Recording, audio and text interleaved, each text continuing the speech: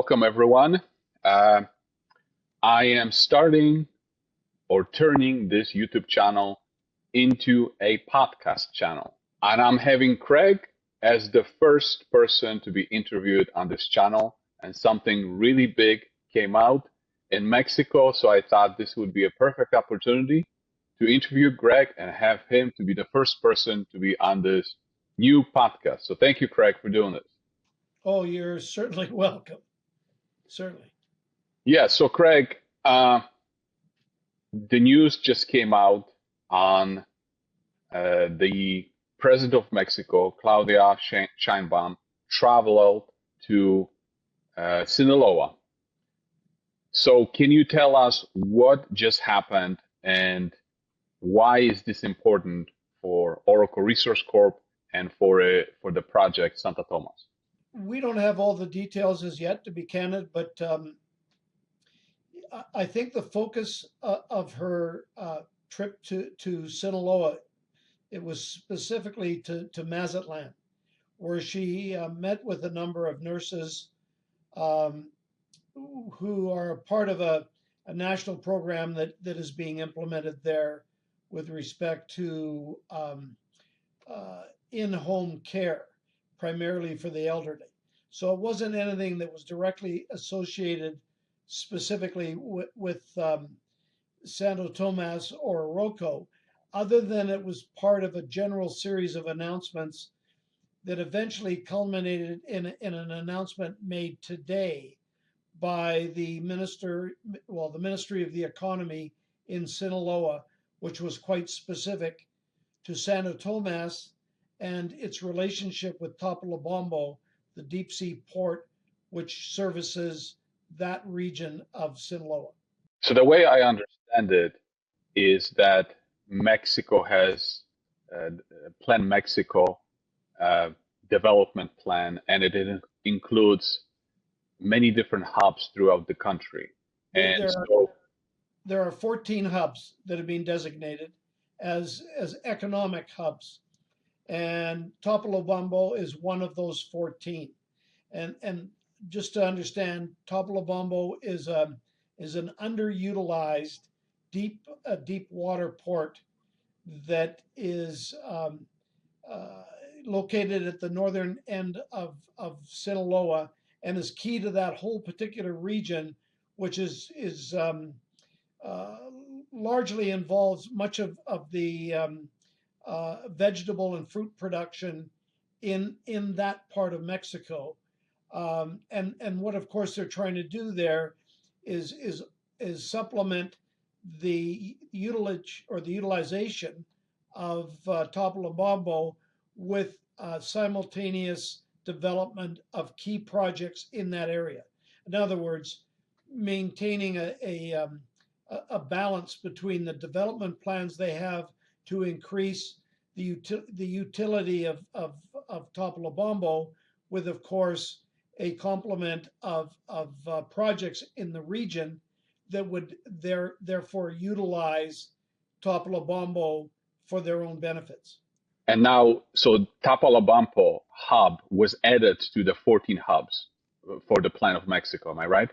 No, I think it's been part of the plan for some time, though I can't date it specifically. What has happened of late is that Plan Sinaloa has come into play as essentially a subset of the overall Plan Mexico announced by Sheinbaum. I think it was in the early fall of 2024, or perhaps in the very early stages of 2025. And Plan Sinaloa is seen as a complement, is being created as a complement to Plan Mexico, and done in a manner which, in this particular case, focuses on, as I said, the northern regions of Sinaloa, which, according to the governor of Sinaloa and his administrative staff, is in great need of industrial development. So they put together a list of 6 or 7 key projects, which they see will stimulate the economy significantly in northern Sinaloa, and the Santo Tomas project is one of them. I saw it. I saw it in one of the paragraphs. Oracle Resource Corp was Yeah. listed there, which is just absolutely huge news in my opinion. And as an investor, to see Oracle specifically listed as one of the companies or one of the projects. Well, it's significant to us too. I mean, it perhaps is not quite as surprising as it may have been to you, but um, we've known of the evolution of these concepts from a regional industrial development perspective for some time. They just haven't actually manifested themselves in a specific plan that's been articulated formally by any of the government agencies. I mean, Scheinbaum spoke of Plan Mexico some time ago, but the specifics of what that would ultimately represent in a literal sense in terms of the actual development projects, that was not clearly articulated. And it's only very recently that we became aware of the fact that the governor of Sinaloa and his administration were taking these specific initiatives with respect to Topolobampo and that region in general. Investors in this space, especially in the mining space in Mexico, have been very negative on this space because of the political uncertainty, whether the projects or specifically open pit projects can receive permits. And after this news came out that we're just discussing, I actually sent this article to one of my contacts in the mining space and said, hey, look, the president of Mexico just traveled to Sinaloa to talk about the development hubs, and Oracle Resource Corp with its Santo Tomas project was included in this plan of Mexico. And his response was very surprising to me. It was, politician, lips moving, show me the open pit permits. Do you have any thoughts on this? Well, of course, I think everybody, it's a matter of degrees of certainty. I mean, we've had the same comments made to ourselves about politicians, and would this actually result in initiatives being taken by those that specifically are responsible for issuing those permits? And the only answer I can give you, well, it's twofold. Number one, we shared those concerns ourselves. When we met in March in late March with a number of key politicians at various levels, we were also, though, at the same time, introduced to certain of the highest ranking bureaucrats. So in fact, that spillover from the political side to the administrative side was already in play. However, we were warned by, for example, a Sinaloan business association at the time that essentially the same thing. Politicians make statements, and they often don't follow up. The reality, though, in this circumstance is that we've already received a particular permit that has followed that process in those meetings in Mexico City, and has been delivered in a time frame that is much quicker than we would have otherwise expected. So we're starting to see, in a literal sense, a response that I think is being referenced as the show me type perspective. That is actually happening. There are also other reasons why I think that we'll end up getting the permits we're seeking, and that is that we play such a significant role in that particular region of Sinaloa that I fully expect to see people at all levels of not only the political levels, but the administrative levels doing whatever they can to see this project come to fruition. There's always the question of, will we stay within the environmental permitting regulations? Well, our track record to date is, after considerable on-site development, construction of 3 camps, road building, all the drilling that we did, etc., that uh, our environmental permitting processes are fully compliant. Um, our track record within the community, I think, is exceptional, has been noted as such at all levels of government. And so I think that the impetus is there most clearly. And, again, I'm assuming that we'll be able to stay within the limits provided by the environmental regulations. But the first permit that I mentioned and referenced earlier in this conversation, that has come from Semernet and came from Semernet's head office in Mexico City. So the impetus is there. As I said, certain people need to look at these kinds of scenarios with somewhat of a jaded perspective. That's their nature. Um, our our focus is one of much greater optimism because we're the ones that are dealing with these individuals, and we are asking ourselves these same questions all the time.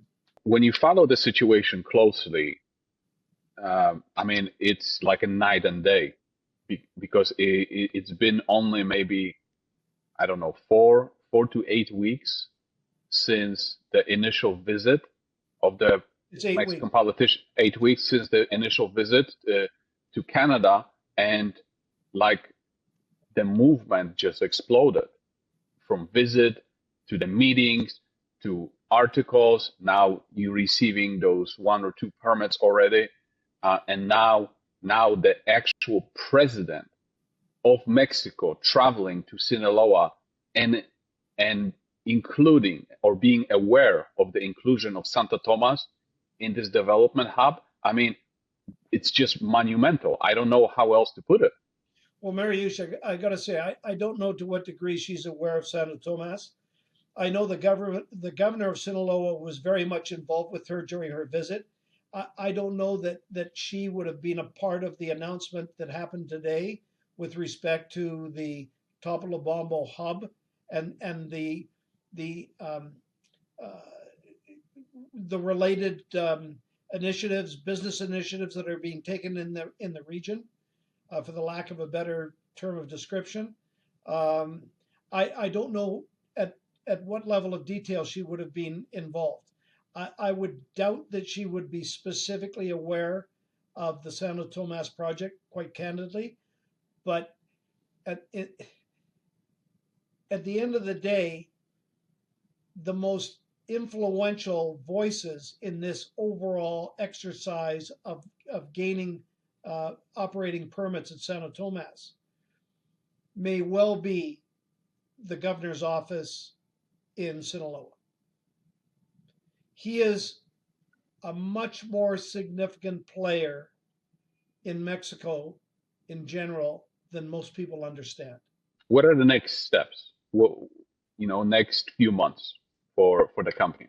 Well, right now we've got a group of advisors and including lawyers that are at Santo Tomas actually today, going through the project front to back to assess exactly what we need to do in terms of remain fully compliant throughout the permitting process.